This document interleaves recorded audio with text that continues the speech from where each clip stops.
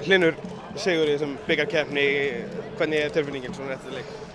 Hún er frábær, eins og ég gjör skilja eðlilega og sérstaklega út að það kannski gengið hálf erfiðlega að koma sér áfram í þessari keppni með Stjörnunni sem ég kom.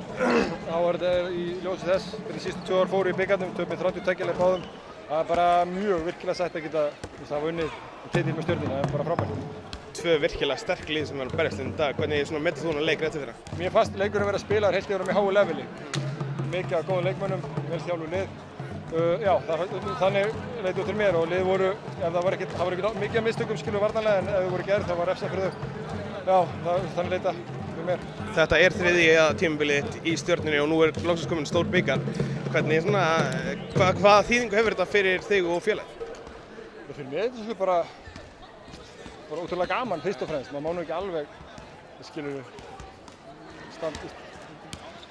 Maður vinnur ekki svona hverju ári, sko, þannig að þetta gerist bara sem gerist í fyrra og þar á undan, það er bara búið. En auðvitað er þetta virkilega stórt fyrir okkur. En Stjarnan hefur orðið bikarmeistari áður en ekki orðið Íslandsmeistari og það er stóra takmarkið.